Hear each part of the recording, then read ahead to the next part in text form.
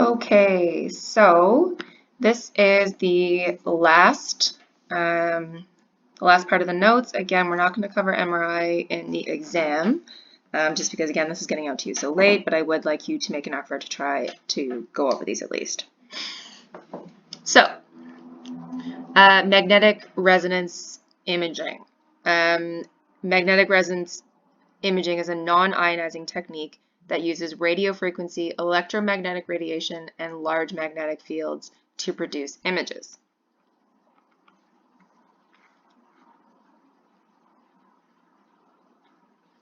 So these magnetic fields are large. So they're typically about 0.5 to 3 Tesla as compared to Earth's magnetic field, which is about 0.5 to 0.001 Tesla. The magnetic fields are produced by superconducting magnets, in which current is passed through coils of superconducting wire whose electrical resistance is virtually zero.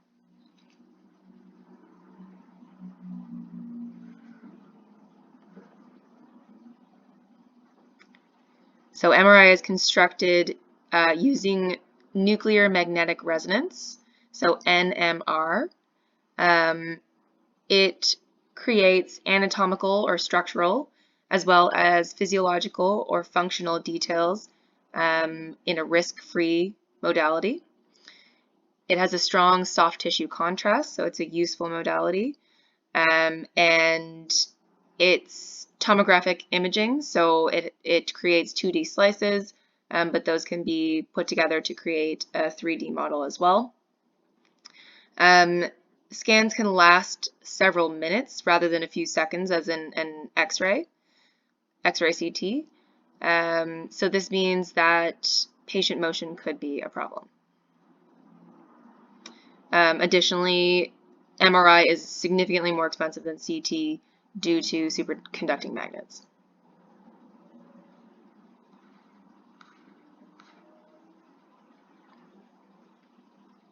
So like X-ray, CT, MRI is a tomographic imaging modality. So with sufficient slice images, the image data is practically three-dimensional, and it's possible to reconstruct the data in different two-dimensional planes at will. So it's just a couple of examples of that here. So you can see there's different slices that have been imaged here of someone's head.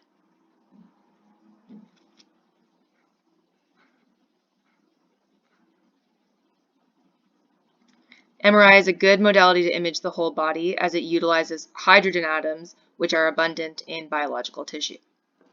So you can see an example here of a full body MRI.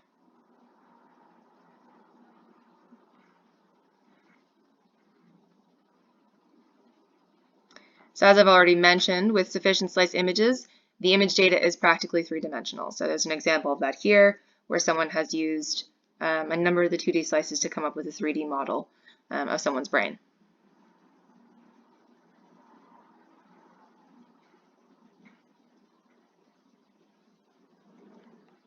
So functional magnetic resonance imaging, or functional MRI, fMRI, demonstrates regional time-varying changes in brain metabolism by detecting changes associated with blood flow.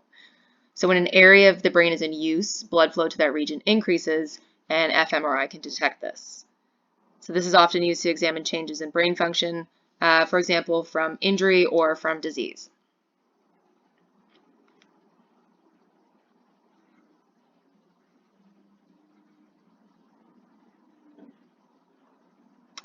So MRI is based on nuclear magnetic resonance, so NMR. Nuclei are composed of nucleons, so that's either neutrons or protons. Nuclei with unpaired nucleons behave like small magnets with an associated magnetic moment. So that's what's being referred to in this first sentence here. So if a nucleus has an odd atomic or mass number, it's NMR active, and it has an angular momentum or spin. So here, the important nuclei in NMR are namely hydrogen, which is a single proton. It's of particular importance in MRI imaging simply because of its abundance in biological tissue. It's one of the more useful atoms for MRI imaging. So Again, the spin of the nuclei is the source of the NMR signals, but it has nothing to do with nuclear medicine imaging, so it's not harmful to the subject. So it doesn't use ionizing radiations, radioactivity, or radioactive decay that is used in nuclear medicine imaging. So it's not the same thing.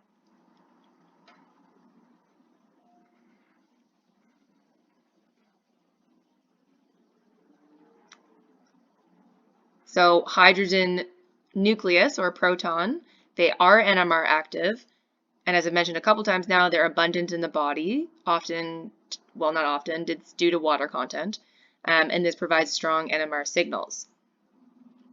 So the spin or angular momentum of a nucleus generates a magnetic field, here referred to as the magnetic moment vector mu.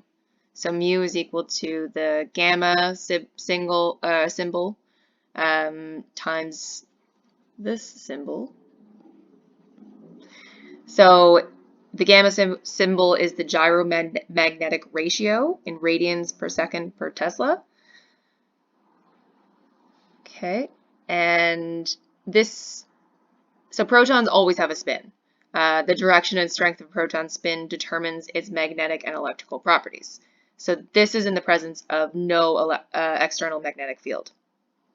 Each nuclear spin is oriented randomly, thus there is no macroscopic magnetic field. So there's no overall magnetic field that's associated with this group of hydrogen atoms, for example, that are spinning.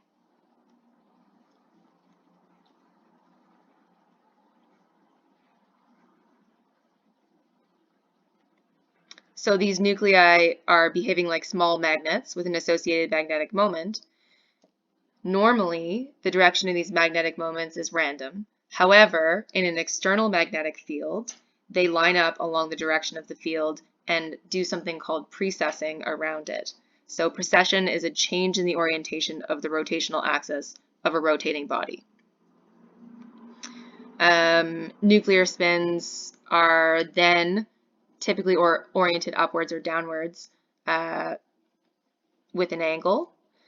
So again, the spins precess, but with the Larmor frequency. So the Larmor frequency here is W times gamma B, where B is your magnetic field, your external magnetic field, and gamma is going to be what we just described, the gyromagnetic ratio.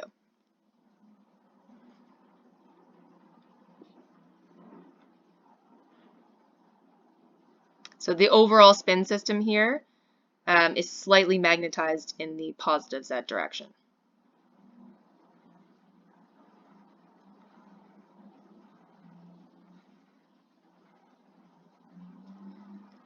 So if we consider a specific spin system within a volume of material, when an external static magnetic field B is applied, the spin system becomes magnetized. This can be modeled using a bulk magnetization vector M. So that's going to be this, which is really just the sum of a large number n of individual nuclear magnetic moments. So this is the sum of all those nuclear magnetic moments that we saw just previously in this slide here. So the sum of all of these mu's. If the sample is left undisturbed in the static field B for a long period of time, M will reach an equilibrium value that is parallel with the direction of B. So M is going to be the source of the MR signals, where if there are more protons, a greater volume of sample, that creates greater MR signals. So proton density is actually a source of MR image contrast.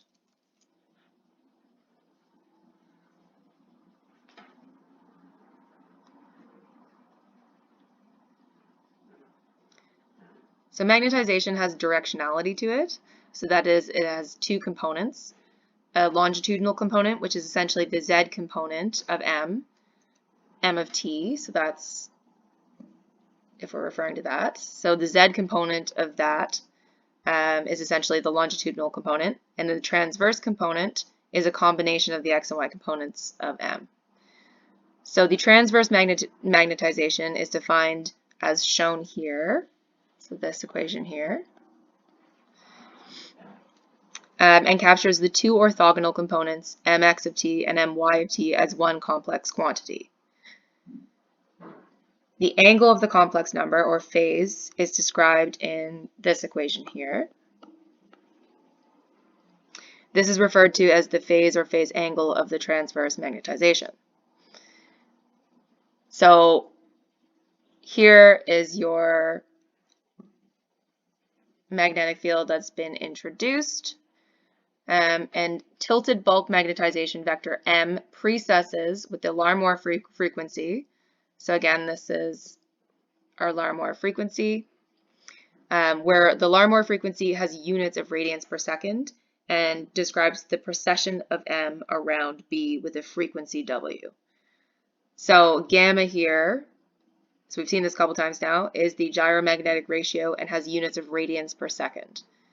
The equivalent calculation for the Larmor frequency in cycles per second is shown in brackets here.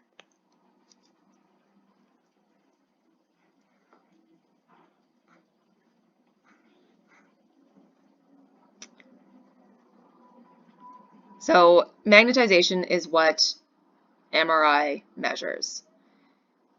The rapidly rotating transverse magnetization creates a radio frequency, or RF, excitation within the sample. This RF excitation will in turn induce a voltage or a measurable signal in a coil of wire that's located outside of the sample. This is the signal that's used in MRI. And Faraday induction is what's used to both manipulate nuclear spin systems and to generate signals from active NMR samples. Faraday's law of induction states that a time-varying magnetic field cutting across the coil of wire will induce a voltage in the wire. So that's what you're seeing here. You're seeing a magnet as well. So this is your magnet. And it is a time-varying magnetic field that is cutting across a coil of wire. This is going to be your coil of wire. So that is actually going to induce a voltage in that wire. So the amplitude of the induced voltage can be determined using the principle of reciprocity. So that means that you'd first look at the magnetic field at a point in space as the result of a current flowing through the coil of wire. But in terms of our MRI signal here, we have our RF coils here, and here we have our induced magnetic field. And then this would be our precession here.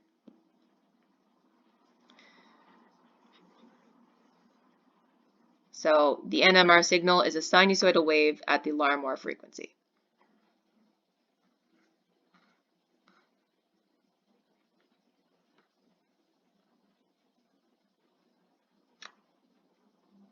So we know now that the magnetization vector M will precess if it is initially oriented away from the magnetic field B.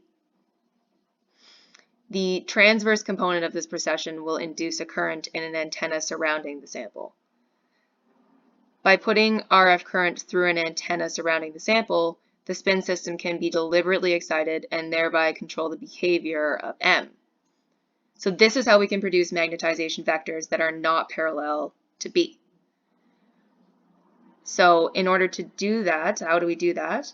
We introduce a new magnetic field, B1. So that's B1 here.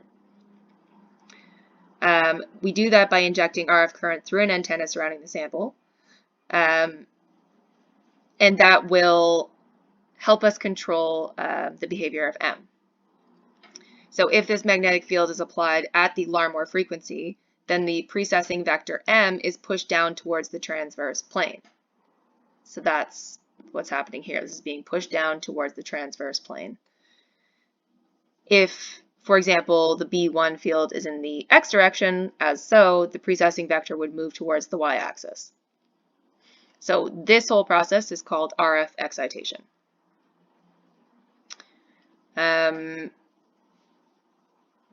So in the rotating frame, so here, the magnetization vector M precesses around the x prime axis in response to an RF excitation. In the laboratory frame, B1 is applied in a manner in which the actual motion of M is a spiral. So that's what's actually happening. And then these equations here simply characterize mathematically the additional magnetic field B1.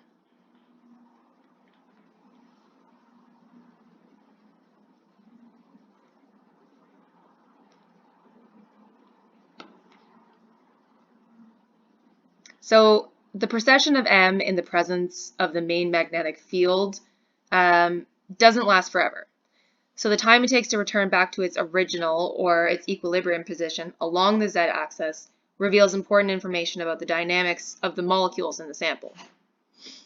So there are two independent relaxation processes.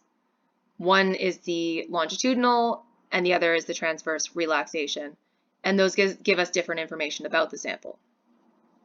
So transverse relaxation is the first to happen and is caused by perturbations in the magnetic field due to other spins that are nearby. So this is known as the spin-spin interaction.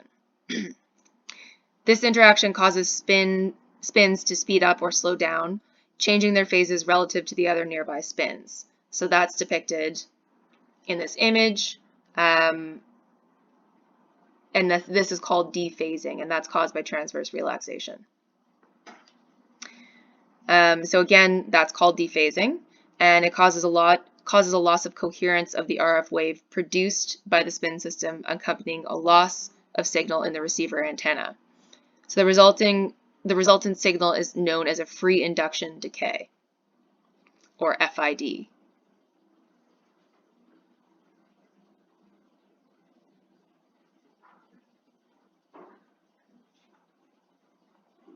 So the signal decay in a free induction is well modeled as an exponential decay. So you can see the free induction decay here,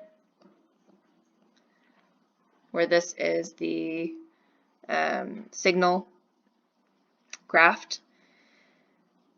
So the time constant of this decay is called the transverse relaxation time, and it's given the symbol T2. T2. The equation modeling the signal decay as measured by the envelope is shown here as mxy of t. There. The decay of signal strength is given by the absolute value of mxy. So that's this equation here.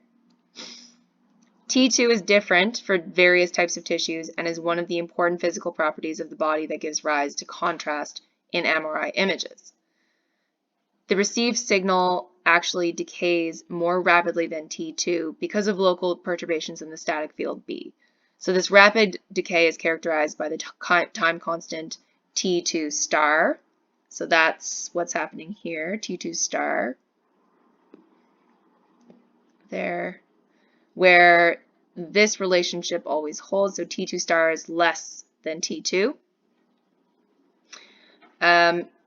It can be useful to model the decay associated with these external field effects using a time constant T2 prime. So the relationship between these three transverse relaxation constants is shown in this equation here. So, you know, one question would be, why would you need any of the other time constants if you know that it's decaying at T2 star? But in reconstructing the image, you do actually need all of these different components. So it is actually important.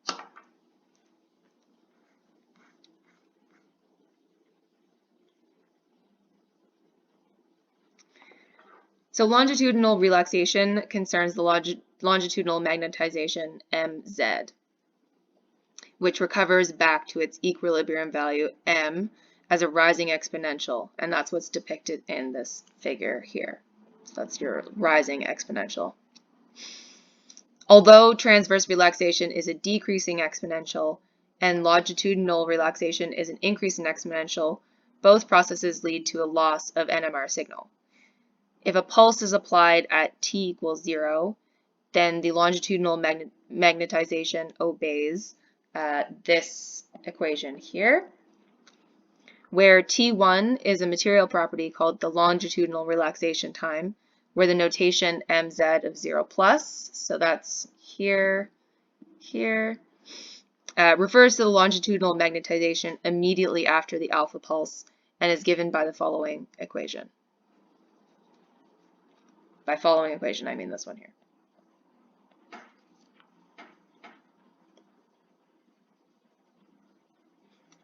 So just a note, the duration of a pulse is on the order of a few milliseconds, and that's significantly less than the value of T1, which is in the order of several hundred milliseconds. So for tissues in the body, they range from 250 milliseconds to, which is less than T1, all the way up to 2,500 milliseconds. And then there's some other ranges for T2 there, where T2 is generally less than or equal to T1.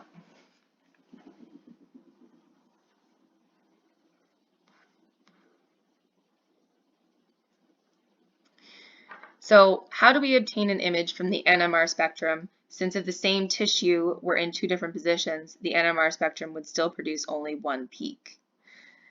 Inspection of the spectrum would reveal the presence of protons, but not their location. So if, in addition to the strong static magnetic field produced by superconducting electromagnet at low temperature, using liquid helium at a linear magnetic field grade B of X, using electromagnetic gradient coils to produce small gradients on the order of a few millitesla per meter were applied, then the total magnetic field would increase across the patient. Since the Larmor frequency is proportional to the applied magnetic field, it is different for the same tissue located at different positions, and the FID signal would be considerably more complicated. For the case of two voxels at two different locations, the Fourier transform of the FID signal would have two peaks at different frequencies, one from each voxel. So that's what's shown in these figures here. So thus, the two peaks now carry spatial information, and the resulting spectrum can be considered a projection, similar to an X-ray CT. Unlike the magnetic field B0, which is always on, the magnetic field gradient is normally only applied transiently during data collection. If multiple projections are obtained around a patient, then an axial image can be reconstructed.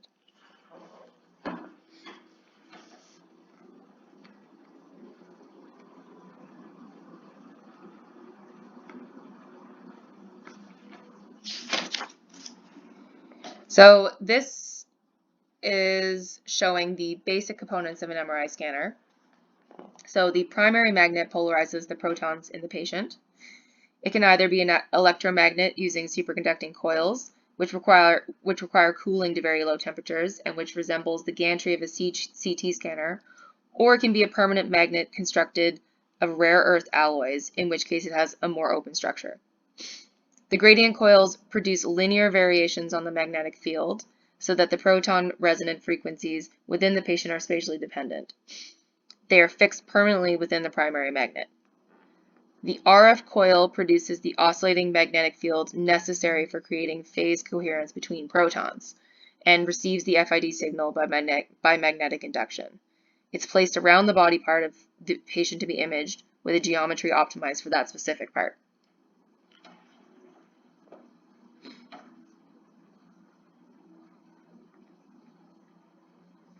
So transverse magnetization, MXY of T, produces the NMR signals to be acquired. MRI contrast mechanism depends on the intrinsic NMR properties of tissues. So some examples of that are proton density, are relaxation constants, so T1 and T2, the RF pulse sequence, so the alpha pulses, as well as the tip angles, the echo time, the pulse reputation interval, all of these are different properties that are measured that help to give the MRI image some contrast. So you can put different weights on different properties to come up with different images. So you can see here there's some examples of that. So there's a proton density weighted image in image A, and then there's a T2 weighted image in image B, and a T1 weighted image in image C. So you can see that they produce different results. And as usual, it just depends on what it is that you're looking for. So why you would use a certain one is because you're trying to emphasize a certain physiological phenomenon within the body. Okay, so there is an appendix here if you guys are further interested in reading about some of the physics that make up, or I guess some of the physics behind MRI imaging. Because we didn't really get into the meat of it with this, just a graze over the top. All right, that's it.